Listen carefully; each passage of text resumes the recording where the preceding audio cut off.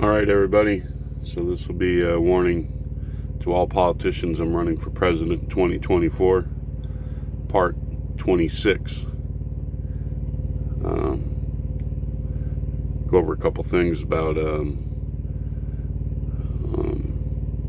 our society and making it better. In our founding documents, it says in order to form a more perfect union. So it means it's a work in progress. We can always work towards making it a better union.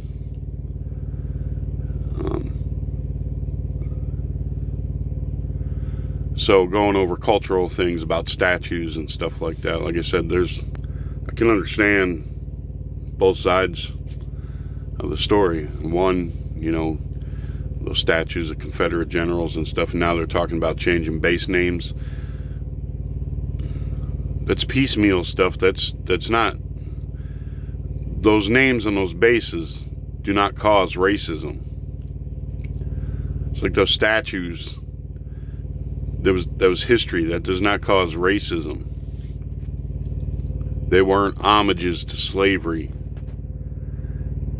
But I can understand that, because like out in Arizona, we have a peak out there, and it used to be called Squaw Peak. Now, if you don't know, squaw is derogatory name for a Native American woman. So there was debate about changing the name of that, and then one of the first casualties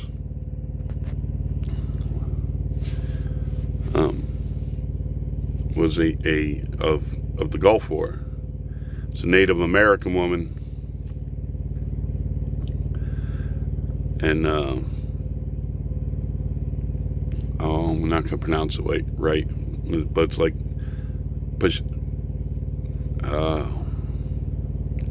it's been so long since I've been out there and everything. Piscataway Peak, something like that. Anyway, so there were people who actually, even once they found out, because I never knew until they had the debate that squaw was some kind of derogatory name. I thought it was just part of the Native American language. Some of them, anyway, just meant woman or something, or wife. But I guess it would be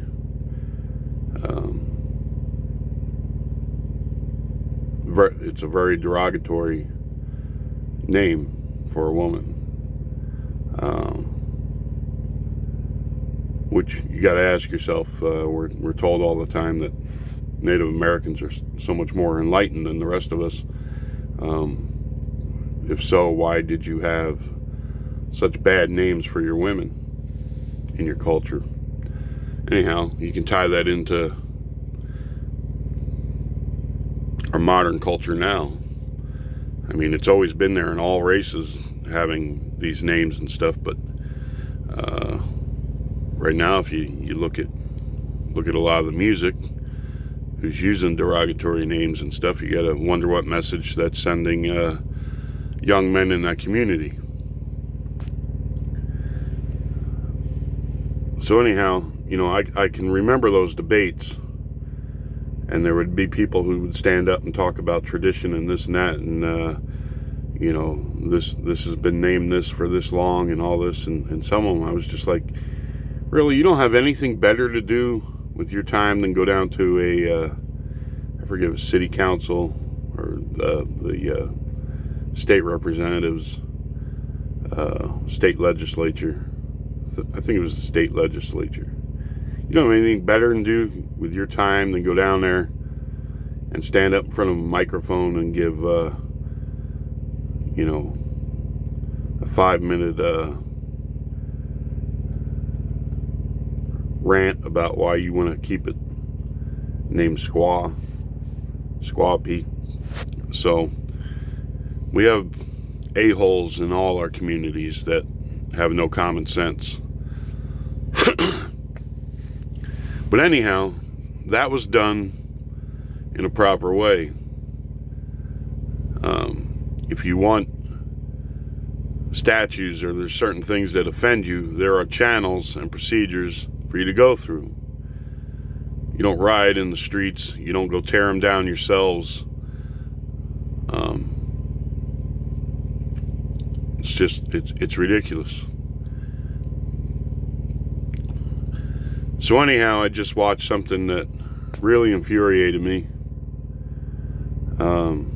There's a thing on YouTube, an excerpt from Fox News. One of their reporters, Martha MacCallum, had this, I believe it was a congressman on from the Seattle area.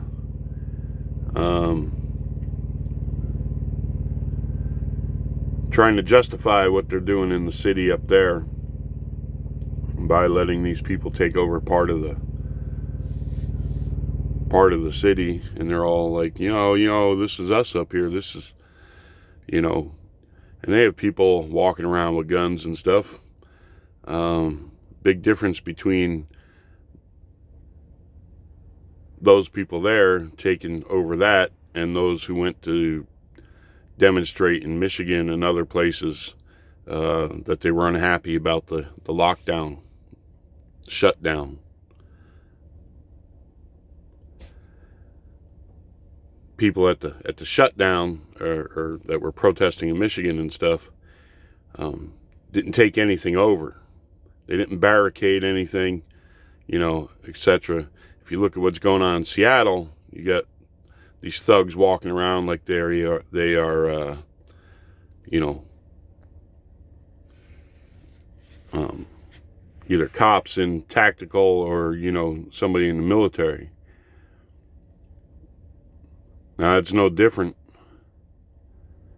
than if you want to look at what happened in Oregon and stuff. And those guys, law enforcement was there. Federal law enforcement was there constantly.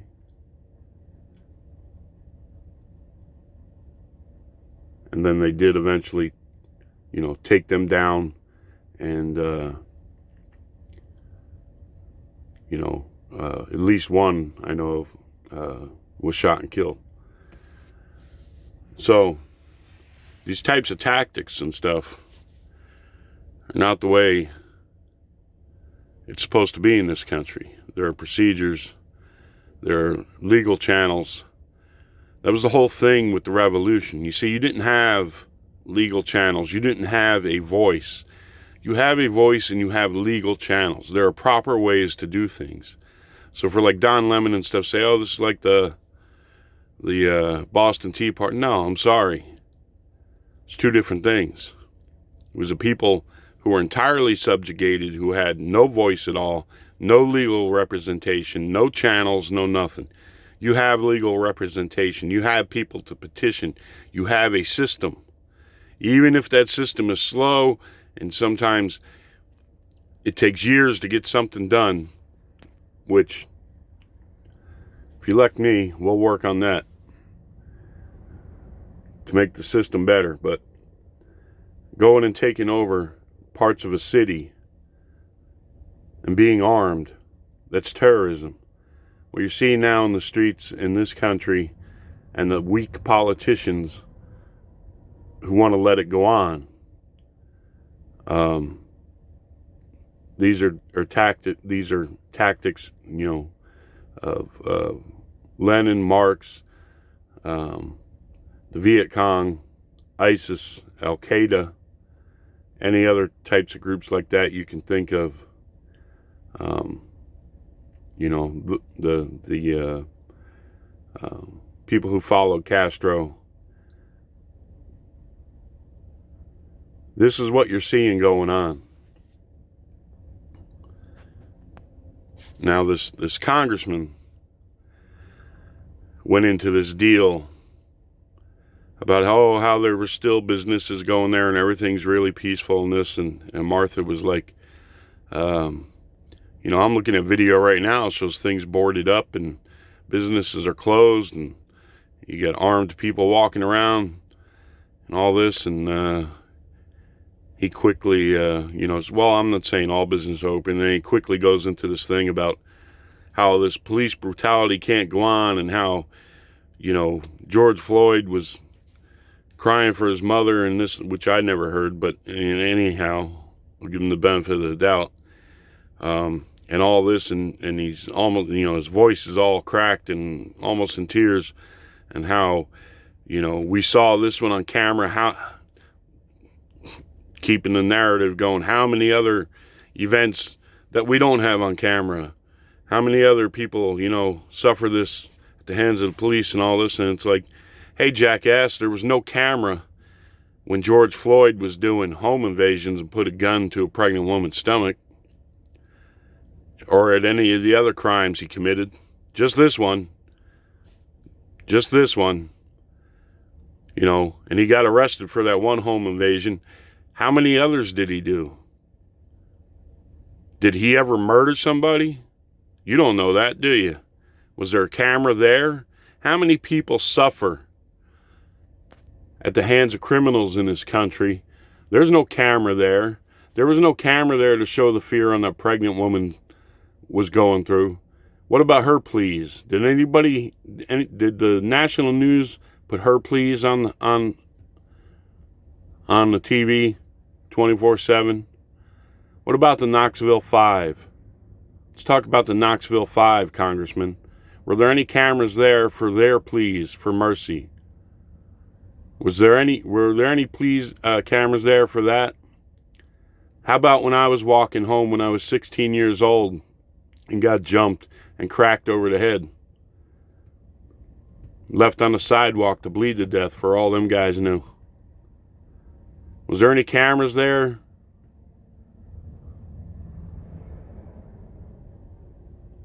No. No cameras there. So, thank God, America, that these types of politicians were not in power when Pearl Harbor was attacked. They would have said it's our fault.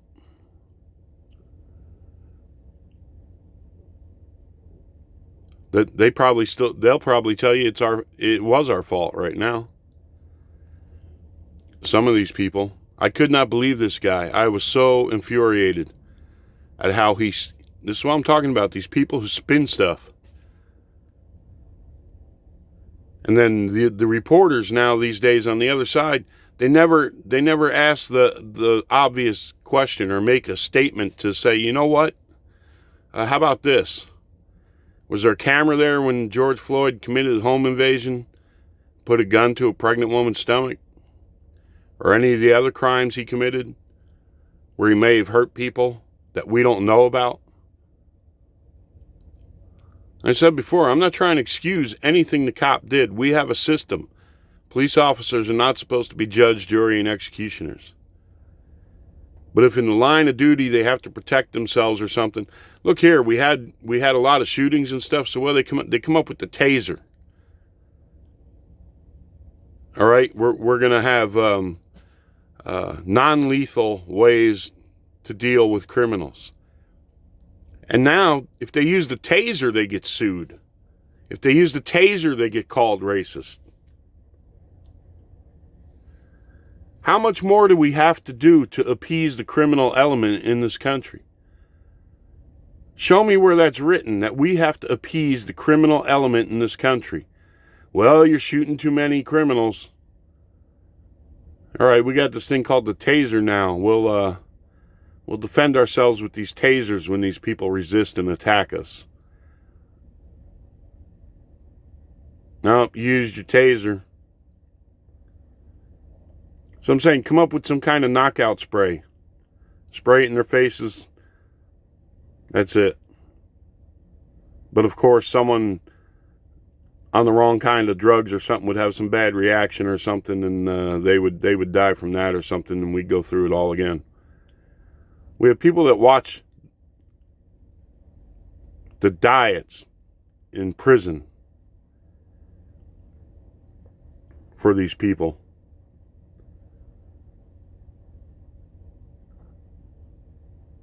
And they want They want to take lunches away from kids in school. Meatless Mondays. But watching that guy, I was like, are you kidding me?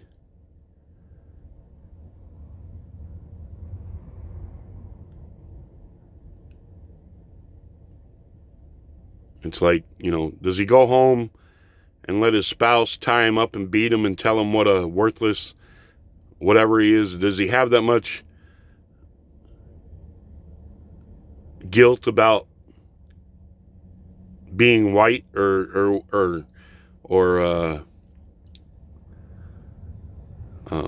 some kind of self-loathing syndrome or something?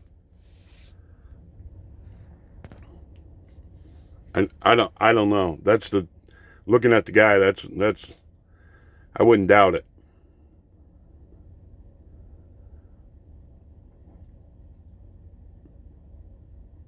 I just could not believe the words that were coming out of his mouth. What about the victims? I'm telling you, a lot of these people, these people, leftists, these politicians, and these people associated with these groups and stuff, they've had a plan for a while. They're going to mole their way into the government, to the state legislatures and all this and everything. They're going to get in there, and then, they're going to bide their time until stuff like this happens. And then they're going to spring their, we got to get rid of cops. We got to do all this stuff and everything. I am telling you, they are playing you for your votes, number one.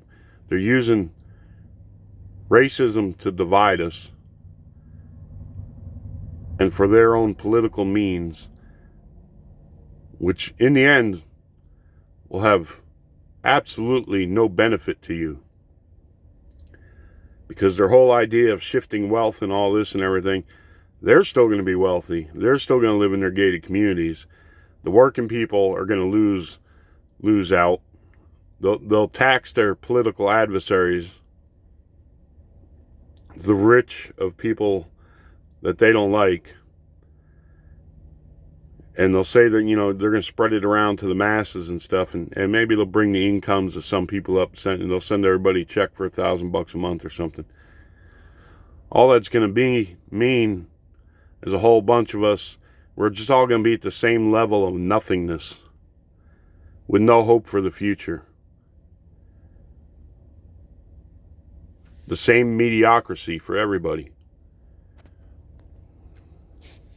I'm sure they'll make it so that, the basketball players and all that still get their big fat salaries. And the Hollywood people, they'll do okay.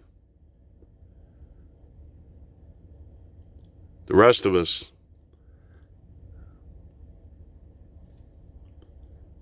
that they despise, well,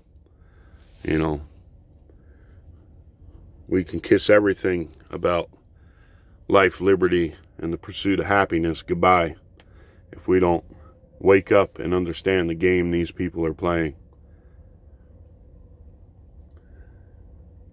So all that being said, I wanted to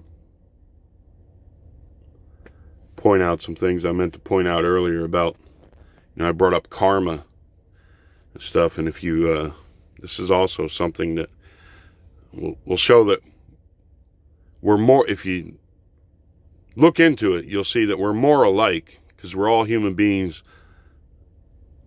created by the same God who has given guidance to us all and everything, and that we are all supposed to be reflections of Him, because He puts the Spirit and everything in us. So when we treat other human beings, we're supposed to treat them in a way that's equal, and seeing that we shouldn't be killing each other over certain things. Doesn't mean you have to leave society unprotected and let criminals out on the street who do not see other human beings as equals, who want to live by the law of the jungle. They're bigger, they're stronger, they're going to go and take what they want, they're going to do what they want, they're going to live by their own rules. They're going to do drugs, they're going to call women derogatory names, they're going to treat women in derogatory ways. Anyhow, if you look at the Krishna text, I don't know how to, well, I know how to pronounce it, but just I can't get it to roll off my tongue right now. In the text, he's talking, and you can kind of see the same kind of conversation between, if you read the Bible, between God and several of the prophets, including Moses, how he's explaining things to them. So, anyway, Krishna explains that him communicating and presenting himself to the person he's talking to, or to mankind, is because that is the easiest way for us to understand, because we cannot comprehend God.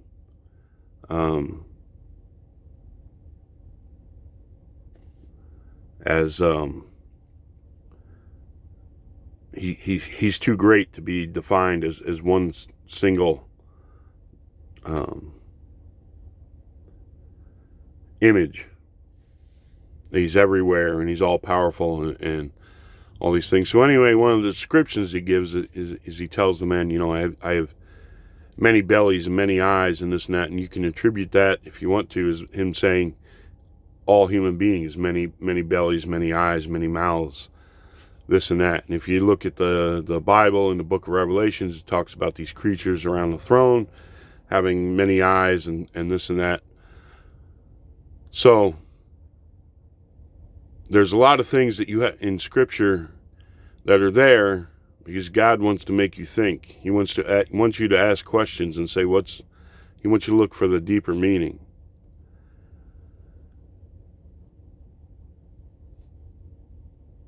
So I'm bringing that up in Krishna, and then, you know, about karma, to show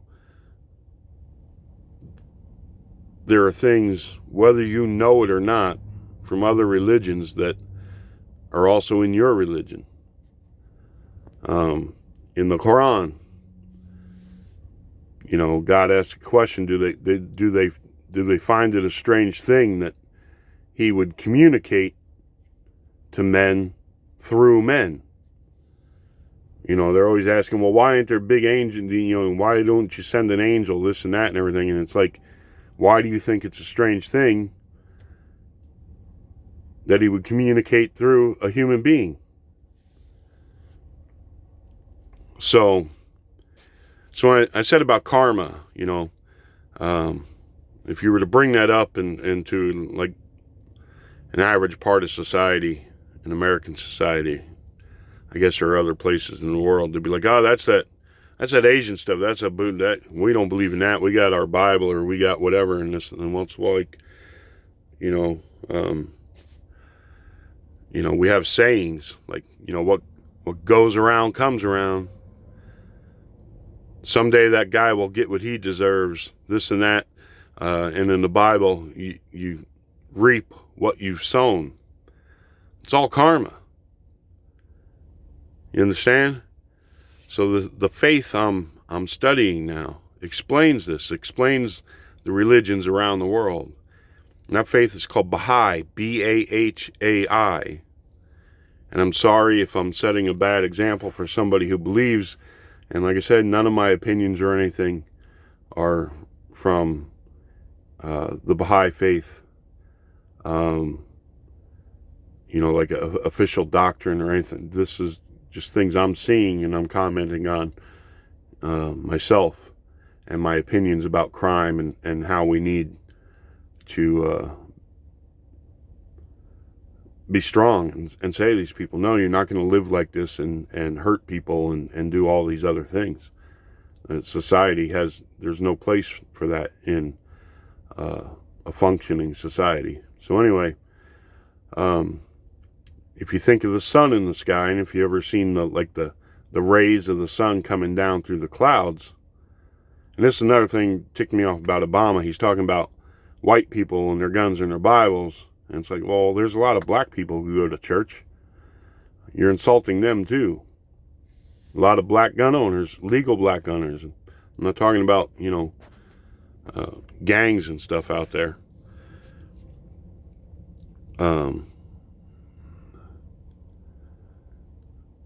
So if you look at those rays coming down, it's all light originating from the sun.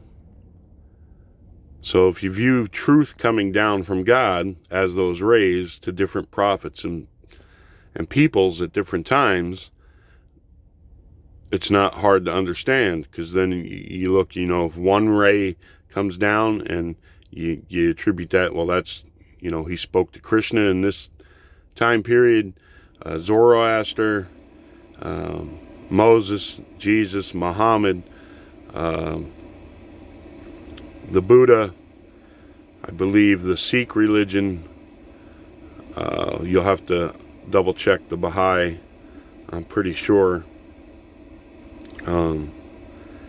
Because if you don't know anything about the Sikh religion, the man was Hindu, his friend was Muslim, and there was fighting and killing between the two faiths, and they used to go to a river, and one day he disappeared and was gone for 3 days. They thought, he drowned in the river, and he came back and he said he had a new religion, and he started writing the text and teaching his religion.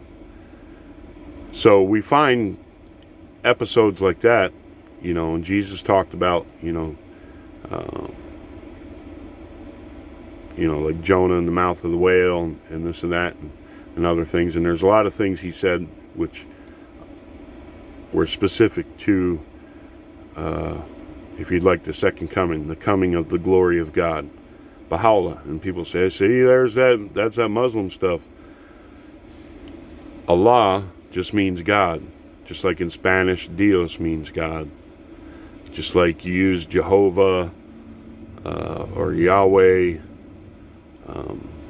any of the names for God around the world. It's just language. Do you understand that? Just like you get a word for tree. In other languages, you say something different. That's all it is language. There is only one God. It is not a different God. It is not a made-up God. The God of Islam is the same God who sent Jesus and Moses. He just talked to a different prophet, through a different prophet, to a different people. Sent a new message. He has sent messages and prophets from the beginning to all cultures to guide them. And if we would learn about those cultures, we would see all the same attributes in all religions. They might not be written as the Ten Commandments, but all religions teach the Ten Commandments.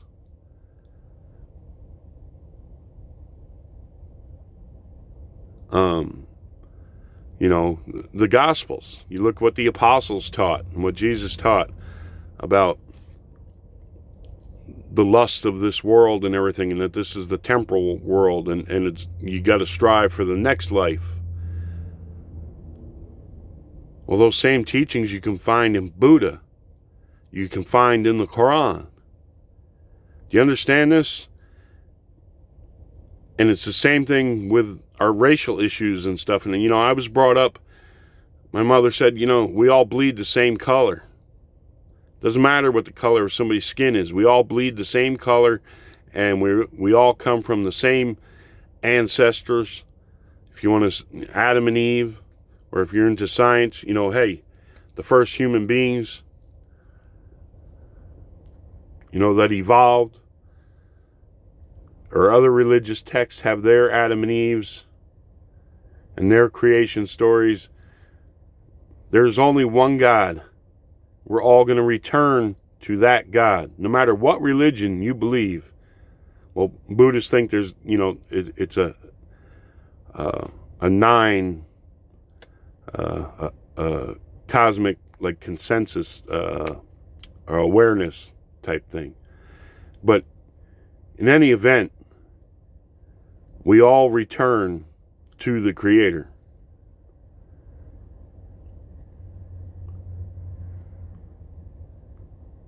We came from Him, we will return to Him, no matter what religion you are, what race you are, color your skin is.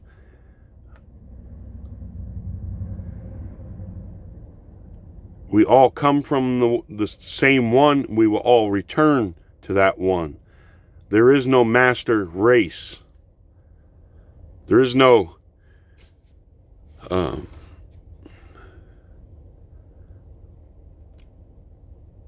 there's not even any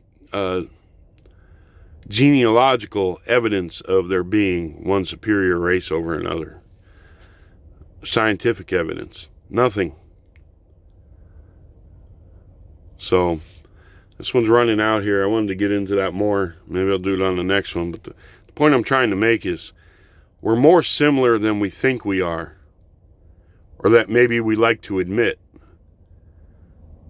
You know, there's some people who would scoff, you know, and especially, you know, in scholars and preachers and clerics and this and that, you know, who have a limited understanding of their religion, who've given you a limited understanding of your religion.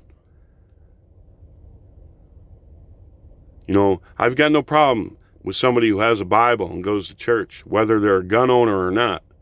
But I also have no problem with anyone who has a Quran and goes to their masjid. As long as they're not teaching you that it's okay to go and kill somebody else because they're different than you, or as long as they're not demeaning the prophet from that religion. No Muslim's going to stand in a mosque and demean Jesus. So no Christian should stand in a church or listen to a preacher demeaning the Prophet Muhammad, or Krishna, or anyone else, or Buddha.